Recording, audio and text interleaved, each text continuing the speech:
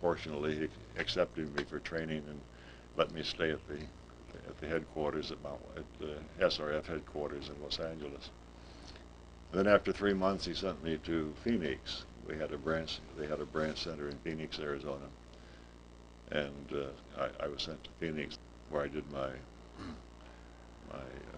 spiritual practice.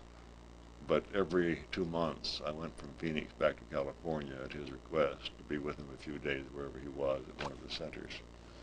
So I had that personal contact with him on those scheduled visits.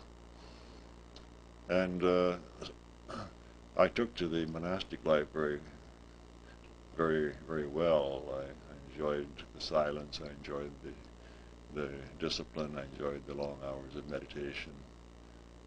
And then in 1951,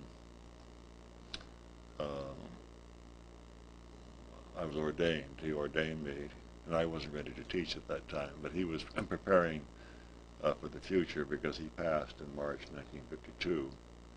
So he ordained me in the autumn of 1951, and with the understanding that it would be later that I would be able to teach and to initiate. And he was very spontaneous. Some of you have read his books, I'm sure. He was very spontaneous, I imagine, like your Baba is here.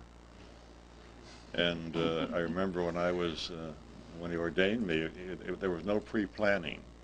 You couldn't go and be a monk and then be told that in 2 or 3 years you can be ordained to teach. It was a matter of qualification. If you were ready to be ordained, he saw that you were. He ordained you and authorized you to teach and initiate. If you weren't ready, you could be there for years and it wouldn't happen. But I remember on this occasion, there was no discussion about ordination. And I was visiting Los Angeles with the senior minister from the Phoenix Center. We were there for a few days. And the night before we were to leave and go back to Phoenix, Master came in from an errand. And his car was parked on the lower driveway by the building. And some of the resident disciples gathered around the car, and he talked with us for a few minutes. And then he invited Herbert, who was the senior minister from Phoenix, and myself to go up with him upstairs to the top floor where he had his private quarters. And we went up there, and he sat in a chair in the hallway, and we stood. And he gave Herbert some advice about the Phoenix Center and asked about some of the members there. And then it was almost like an afterthought. He was getting ready to dismiss us, and we could always tell when he was going to conclude a time with us like that, because he'd be quiet. Then he'd say, "All right." And that was goodbye, you know. And he'd bless us with the spiritual eye, and we would go. You know. So he got to that stage where he was quiet. We knew his "all right" was going to come out any moment. And he said, "Oh." He like that, like a thought just came into his mind. He said, "Oh." And I was standing here, and Herbert was standing in front of him. And he said, "Kneel down." So I knelt by his chair, and he put his hands in my head, and he ordained me. And he said, "Teach as I have taught, heal as I have healed, and initiate devotees of God into Kriya Yoga." And that was it. And when I remember right after that, when he took his hands away, Herbert was standing watching, and Herbert was 2 years my senior. And he said, "Oh, sir, is Roy to initiate into Kriya Yoga?" And Master said, "You too." He said, "The same God who is in me is in you, and what I have done you should do." So that's how he was with us, very spontaneous, you know. But he was Master was very strong and very. When you're with him, you felt safe. There was this, not like with Baba there's this quietness, this centeredness, that strength right there, you know. And Master was like that. Very sweet-natured, very patient, very wise.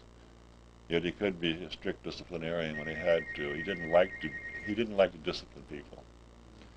He told us that when he met Sri Yukteswar when he was out of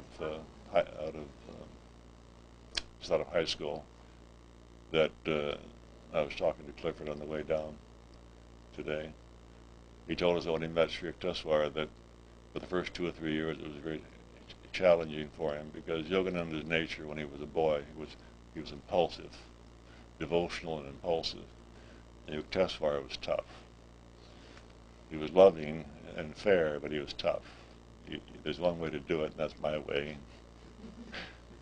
And so Yogananda told us it was very difficult the first 2 or 3 years to relate to that type of discipline.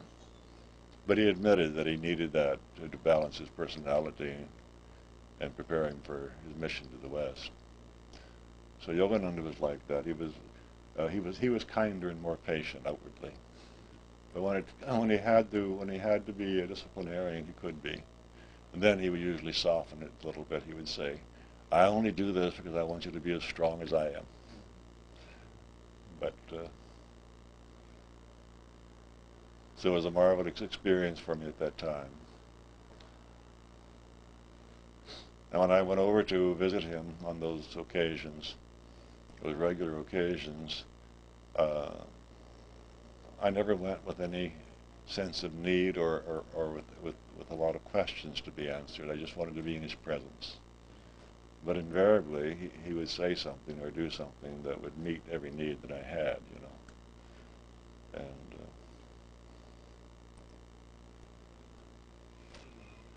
I remember the first thing he said to me when we had our first private talk, when I first met him, just before he dismissed me, his advice for living there and entered into the program. He said, read a little and meditate more and think of God all the time.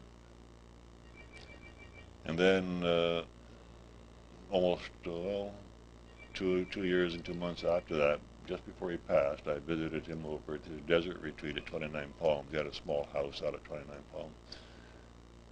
And I was visiting him there just a few weeks before he passed. He was in vibrant health. He looked good. And we talked for a while. He had me in the living room. We had always sat close. And we talked for a while, and then I let him do the talking. As I say, I didn't go with a lot of questions. He would talk about God and the saints and tell anecdotes about the gurus and so forth. And then his parting advice on that occasion, just before he blessed me and sent me out, was, he got quiet. Then he said, don't bother yourself with what others do or don't do. And he said, don't look back.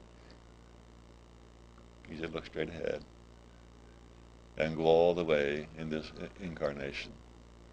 And I knew what he meant by that because I heard him talk before, you know, liberation, God realization. And then he said, and you can. That was his last advice. First was read a little, meditate more, think of God all the time. The last advice from his lips was look straight ahead, go all the way, and you can. This is how he was, you know. He was always reminding us, emphasizing what was important. There was a gentle, soft side to him, but he always got down to. You never left his presence without being reminded of why you were here on the planet. You know what the purpose of life is, the ultimate purpose.